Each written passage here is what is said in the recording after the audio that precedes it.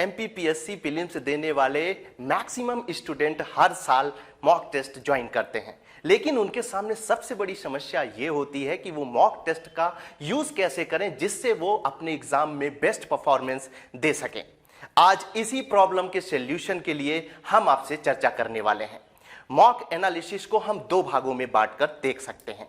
पहला भाग है कि एमपीपीएससी ने जो प्रीलिम्स का सिलेबस दे रखा है उसको मॉक टेस्ट की सहायता से कैसे स्ट्रांग बनाया जा सकता है, और दूसरा पार्ट है कि हम मॉक टेस्ट से कौन कौन सी चीजें सीख सकते हैं। चलिए शुरुआत करते हैं हम पार्ट ए से कि किस तरह से हम मॉक टेस्ट से अपने सारे सिलेबस को मजबूत कर सकते हैं। इसके लिए जरूरी है कि इस तरह के A4 साइज के हमें कुछ लूजेस पेजेस चाहिए होंगे। इसका कारण क्या है कि हम प्रत्येक लूजेस पेजेस के ऊपर यूनिट 1, यूनिट 2, यूनिट 3 इसी तरह से यूनिट 10 तक लिख सकते हैं। उसके अलावा यदि हमें कुछ मैटर जोड़ना है या घटाना है तो इनके बीच में वो चीजें हम लगा सकते हैं। साथ ही इसका हम क्विक रिवीजन कर सकते हैं। लेकिन इन पेजेस में हमें कौन सी चीजें इंक्लूड करनी है? तो जब आप मॉक टेस्ट कर रहे होते हैं तो वहां पर आपको लगता है कि कुछ नई चीजें मिली हैं, तो आप यूनिट वाइज जाके इन पेजेस में लिख सकते हैं। साथ ही आपको यह लगता है कि ये संभावित क्वेश्चन है, एग्जाम में पूछे जा सकते हैं, तो उनको भी आप यूनिट वाइज लिख सकते हैं।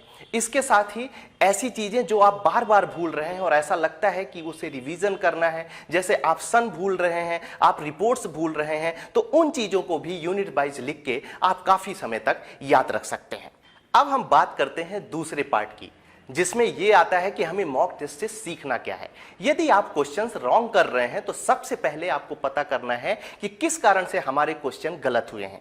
कहीं ऐसा तो नहीं कि हमने उस टॉपिक को पढ़ा ही नहीं, कहीं ऐसा तो नहीं कि चीजें हमें याद नहीं आ रही। यदि आपको चीजें याद नहीं आ रही हैं तो आप उसका बार बार रिवीजन करें उस टॉपिक का। इससे आपका टॉपिक मजबूत होगा और आप एग्जाम में अच्छा परफॉर्म करेंगे।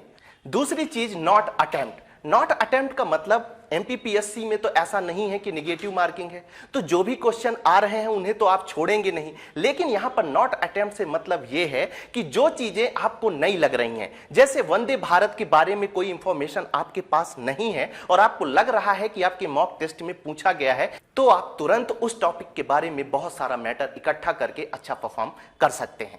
टाइम मैनेजमेंट बहुत ही इंपॉर्टेंट चीज होती है। यदि आपके सामने सरल क्वेश्चन आ रहा है या आपके सामने टफ क्वेश्चन आ रहा है तो अपने दिमाग में आप बिल्कुल इस तरीके का ना बनाएं कि ये सरल क्वेश्चन है तो इसमें हम कम टाइम लेंगे, जो टफ क्वेश्चन है उसमें हम अधिक टाइम लेंगे। यदि आपके सरल क्वेश्चन गलत हो रहे हैं इसका मतलब है कि आप आउट ऑफ कंपटीशन है।